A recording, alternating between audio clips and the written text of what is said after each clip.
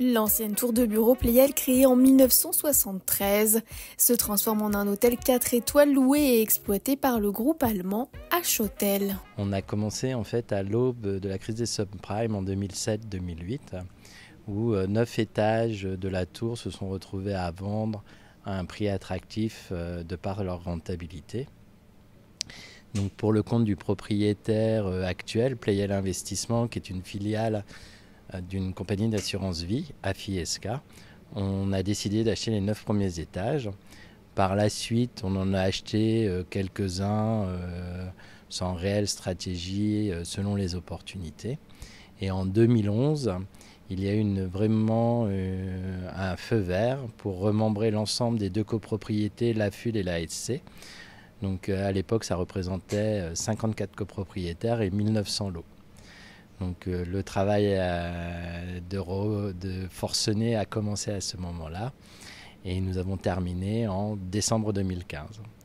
Et en décembre 2015, nous avons commencé à réfléchir sur ce que pourrait être le devenir de la tour, est-ce la rénover en bureau, la transformer en autre chose, en logement, en hôtel. Et finalement, le marché nous a poussé, de par la localisation de la tour, à la transformer en hôtel.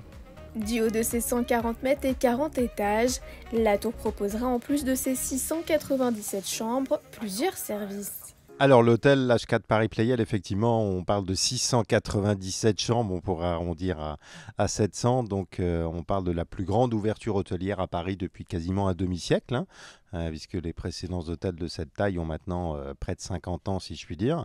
Et en complément, j'allais dire, ou conjointement à ces 697 chambres, nous aurons 4 espaces de restauration au sein de la tour, avec un restaurant au rez-de-chaussée, le Pleyel, le Chopin et le Petit Chopin au 2e et 3e étage, où nous aurons le plaisir de restaurer nos clients pour le petit déjeuner, un magnifique executive lounge au 26e étage, où la vue commence à être absolument extraordinaire, un fitness le plus haut de France avec également sa vue panoramique au 38e étage, et nous terminerons ma foi par le sommet de la tour à près de 140 mètres de haut avec le sky bar et la piscine qui se situeront effectivement au dernier étage de l'hôtel.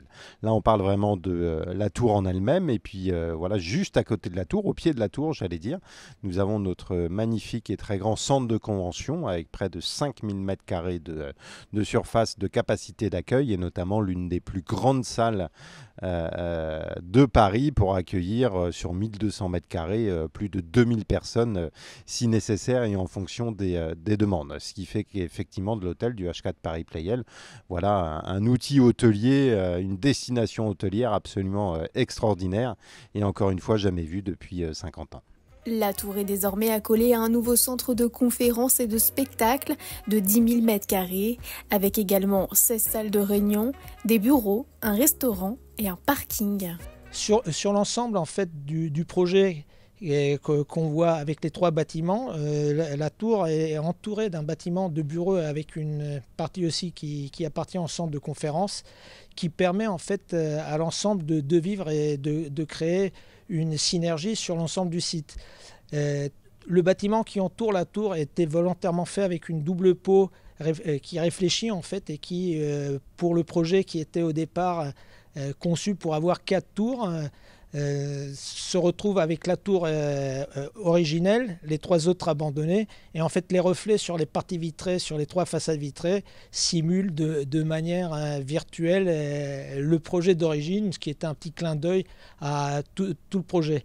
Donc les 2 parties qui sont vraiment importantes sur l'extension du projet, c'était la partie hall qui a été rajoutée, car à l'époque des 4 tours qui étaient prévues, l'entrée de la tour d'origine se trouvait à l'arrière de la place Pleyel. Donc l'idée c'était de retrouver l'entrée ouverte sur la ville et permettant en fait de créer ce dialogue qu'on a aujourd'hui entre la partie hôtel, la nouvelle partie hôtel, et la place Pleyel qui est en transformation aujourd'hui. Côté décoration, c'est l'architecte Axel Schönert qui a imaginé un ensemble chic et moderne, rappelant le passé industriel du site. Donc on a essayé de faire un aménagement assez industriel. Beaucoup d'acier, beaucoup de fer noir. La tour de l'extérieur est blanc. À l'intérieur, on a pas mal des profils et des meubles noirs. Et après, il y a des couches de couleurs partout. Et après, on a essayé de faire venir aussi des touches parisiennes, donc dans les calages, au sol, au mur, des motifs parisiens, des artistes qui travaillent sur les fresques dans les étages. Et on a en haut une piscine qui est la plus haute piscine de France, avec une vue exceptionnelle sur Paris et la région. Le comité d'organisation des Jeux Olympiques a réservé 500 chambres de l'hôtel pendant toute la durée de l'événement.